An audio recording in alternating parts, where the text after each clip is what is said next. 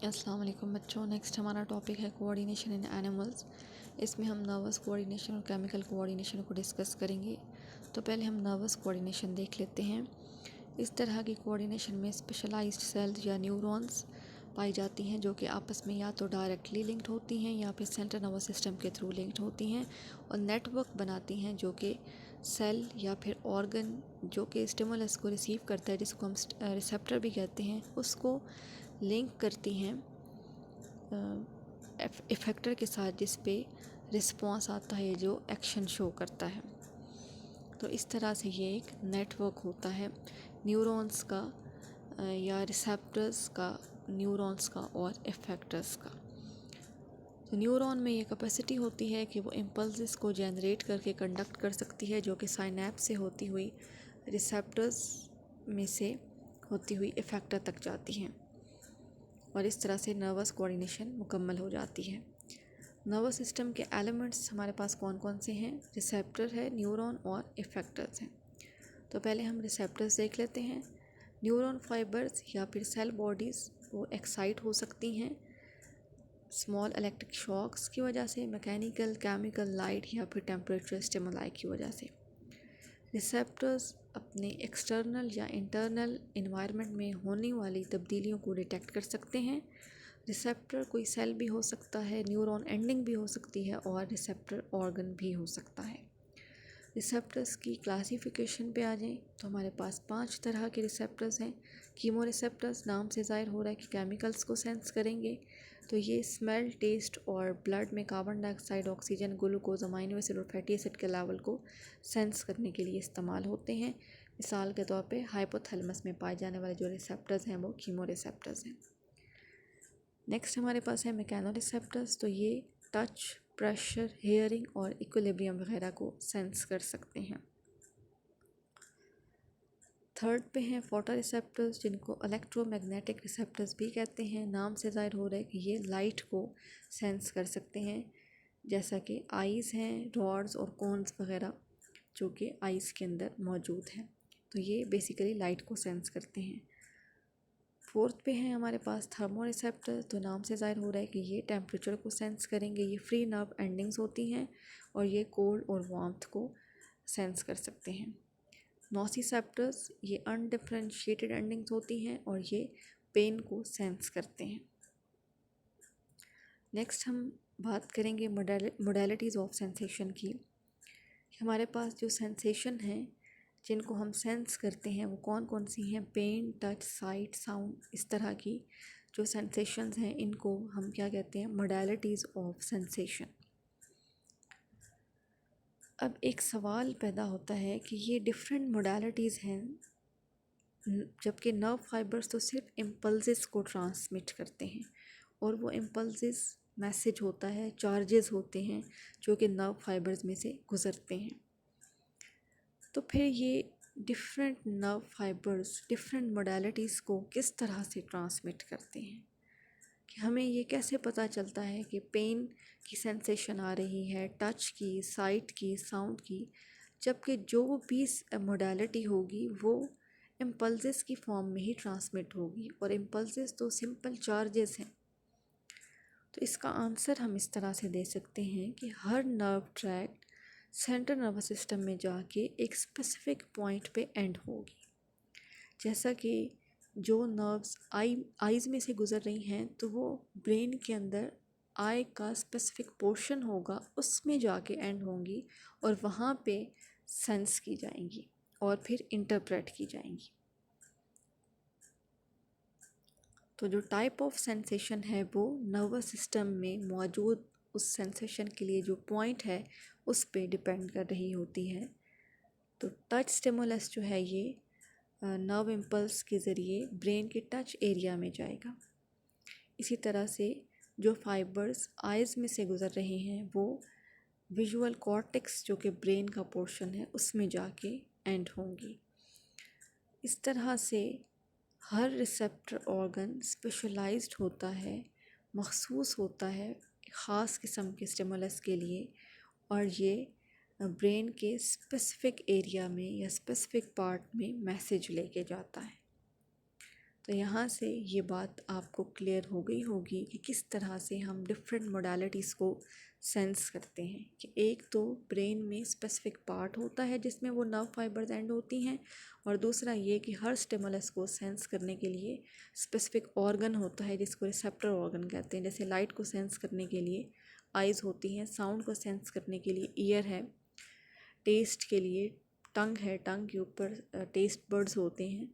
तो इस तरह से हर रिसेप्टर ऑर्गन भी मखसूस होता है मखसूस तरह की मोडालिटी के लिए। जैसा कि टंग जो है वो लाइट को सेंस नहीं कर सकती, इस तरह से नोज़ जो है ये साउंड को सेंस नहीं कर सकता। तो इस तरह से हमारे पास स्पेसिफिक ऑर्गन्स हैं जो कि स्पेसिफिक मोडालिटी को सेंस कर सकते हैं। नेक्स्ट अब हमारे पास टॉपिक है working of sensory receptors with special reference to skin. इसमें आपको बता रहे हैं कि स्किन में एटलीस्ट 3 मुख्तलिफ़ किस्म की सेंसरी नर्व एंडिंग्स होती हैं जो कि टच स्टिमुलस रिसेप्टर्स या टच स्टिमुलस रिसेप्शन के साथ में इन्वॉल्व होती हैं। स्किन में रिसेप्टर्स जो हैं ये तकरीबन 5 डिफरेंट सेंसेस को सेंस कर सकते हैं, जैसा कि टच, प्रेशर, हीट, कोल्ड और पेन वगैरह। अगर हम हेयर की बेस देखें तो उस पर हमें हेयर एंड ऑर्गन्स मिलेंगे जो कि टच स्टिमुलस को रिसीव कर सकते हैं। मीजनस कॉर्पसल्स जिनको एनकैप्सुलेटेड एंडिंग्स भी कहते हैं, ये न्यूरॉन एंडिंग्स हैं जो कि पैपली का मतलब होता है उभार, जो कि उभार में पाए जाते हैं और ये फिंगर टिप्स तक एक्सटेंड करते हैं। और हर कॉर्पसल जो है ये स्पाइरल होता है, इसकी ट्विस्टेड एंडिंग्स होती हैं और हर एंड जो है वो नॉब में जा रही होती है। तो इनको भी टच रिसेप्टर्स कहते हैं। तो ये मीजनस कॉर्पसल्स का आपके पास स्ट्रक्चर बताया गया है। ये आपको इस फिगर में भी नज़र आ रहा होगा कि ये आपके पास इनकी ट्विस्टेड एंडिंग्स होती हैं और ये स्पाइरल फॉर्म में होते हैं और एक तरफ इनकी नॉब लाइक स्ट्रक्चर होता है, ये ग्रीन कलर का जो आपको नज़र आ रहा है। तो ये भी टच रिसेप्टर्स हैं। पेसिनियन कॉर्पसल्स जो हैं ये बॉडी में डीप मौजूद होते हैं और ये भी एनकैप्सुलेटेड न्यूरॉन एंडिंग्स हैं। एनकैप्सुलेटेड मीन उनके ऊपर प्रोटेक्टिव कवरिंग होती है और ये प्रेशर स्टिमुलस को सेंस कर सकते हैं। ये लिम्स के अंदर मौजूद होते हैं और वाइब्रेशन को सेंस करने में रोल प्ले करते हैं। स्टिमुलस की इंटेंसिटी, जो कि स्टिमुलस रिसीव होता है उसकी इंटेंसिटी जो है ये ट्रांसमिट होगी in the form of repeated impulses. या तो अगर इंटेंसिटी ज़्यादा होगी तो इम्पल्सेस भी बार बार ट्रांसफ़र होंगी, या फिर बहुत से फाइबर्स एट अ टाइम उस स्टिमुलस को लेके जाएंगे सेंट्रल नर्वस सिस्टम में ताकि जल्दी रिस्पॉन्स आए। तो ये स्टिमुलस की इंटेंसिटी पे डिपेंड करता है। अगर वीक स्टिमुलस होगा तो उसका रिस्पॉन्स भी बहुत देर से आएगा। इस तरह से मुख्तलिफ़ किस्म के जो रिसेप्टर्स हैं उनकी अबंडेंस भी हमारी बॉडी में मुख्तलिफ होती है। जैसा कि पेन रिसेप्टर्स ये 27 टाइम्स ज़्यादा होते हैं कोल्ड रिसेप्टर्स से, और जो कोल्ड रिसेप्टर्स हैं ये 10 टाइम्स ज़्यादा हैं एज़ कम्पेयर टू हीट और टेम्परेचर रिसेप्टर्स। तो वो रिसेप्टर्स जो कि इवनली हमारी पूरी बॉडी में डिस्ट्रीब्यूटेड नहीं होते वो इस तरह के भी पाए जाते हैं। जैसा कि टच रिसेप्टर्स हैं तो वो फिंगर टिप्स पे बहुत ज़्यादा होते हैं, then in the skin of the back. इस तरह से हम कह सकते हैं कि रिसेप्टर्स जो है ये पूरी बॉडी में इवनली डिस्ट्रीब्यूटेड नहीं होते। स्टिमुलस जो कि रिसेप्टर्स रिसीव करते हैं और रिसेप्टर्स क्या हैं, सेंसरी न्यूरॉन्स की एंडिंग्स होती हैं। ये मोटर न्यूरॉन्स को जाता है वाया इंटर और एसोसिएटिव न्यूरॉन जो कि ब्रेन में पाई जाती हैं। तो स्टिमुलस रिसेप्टर्स से होता हुआ, रिसेप्टर कोई भी ऑर्गन हो सकता है, कोई भी सेंसरी ऑर्गन हो सकता है या फिर न्यूरॉन एंडिंग हो सकती है।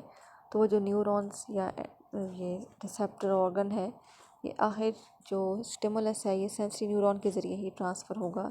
सेंसरी न्यूरॉन से होता हुआ ये इंटर न्यूरॉन्स को जाएगा। इंटर न्यूरॉन, जिनको एसोसिएटिव न्यूरॉन्स भी कहते हैं, ये ब्रेन में पाई जाती हैं और ये फिर मैसेज को इंटरप्रेट करने के बाद इसको ट्रांसफ़र कर देती हैं मोटर न्यूरॉन को, और मोटर न्यूरॉन जो है ये मैसेज इफेक्टर तक पहुंचाती हैं, जो कि मसल्स या फिर ग्लैंड्स हो सकते हैं। नेक्स्ट आपके पास टॉपिक है न्यूरॉन्स का। तो हमारे पास जो स्ट्रक्चरल और फंक्शनल यूनिट है नर्वस सिस्टम का वो न्यूरॉन्स हैं। इसके अलावा हायर एनिमल्स में और ह्यूमंस में कुछ और सेल्स भी पाए जाते हैं जिनको न्यूरोग्लाया कहते हैं, जो कि which makeup as much as half of the nervous system, जो कि हाफ नर्वस सिस्टम बना रहे हैं। न्यूरोग्लाया का रोल क्या है कि ये न्यूरॉन्स को न्यूट्रिशन प्रोवाइड करते हैं और प्रोटेक्शन प्रोवाइड करते हैं by myelin sheath. Myelin sheath के ज़रिए उनको प्रोटेक्ट करते हैं। और 3 तरह की न्यूरॉन्स होती हैं, सेंसरी, एसोसिएटिव और मोटर। तो सेंसरी न्यूरॉन्स मैसेज लेके जाती हैं ब्रेन तक। एसोसिएटिव या इंटरमीडिएट न्यूरॉन्स मैसेज को इंटरप्रेट करती हैं और मोटर न्यूरॉन्स मैसेज को इफेक्टर तक पहुंचाती हैं। न्यूरॉन्स जो हैं उनमें प्रोटोप्लाज्मिक प्रोसेसेस मौजूद होते हैं जो कि उनकी सेल बॉडी से निकल रहे होते हैं, और सेल बॉडी में न्यूक्लियस और बाकी ऑर्गेनेलीज साइटोप्लाज्म में एम्बेडेड होती हैं। तो ये आपको सेल ऑर्गेनेली यहाँ पे नज़र आ रही है। इसमें न्यूक्लियस होता है और बाकी ऑर्गेनेलीज मौजूद होती हैं, और ये आपको साइटोप्लाज्मिक प्रोसेसेस नज़र आ रही हैं।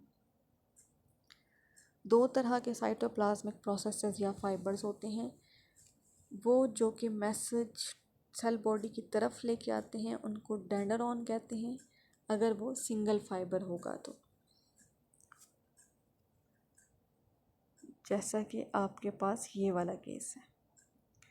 जब इस केस में देखें तो इसमें एक डेंड्रॉन नहीं है बल्कि बहुत से फाइबर्स हैं जिनको हम फिर डेंड्रॉन नहीं कहेंगे बल्कि डेंड्राइट्स कहेंगे। और जो प्रोसेसेस इम्पल्सेस को अवे फ्रॉम सेल बॉडी लेके जाते हैं उनको एक्सॉन्स कहते हैं। जैसा कि ये है आपके पास एक्सॉन्स।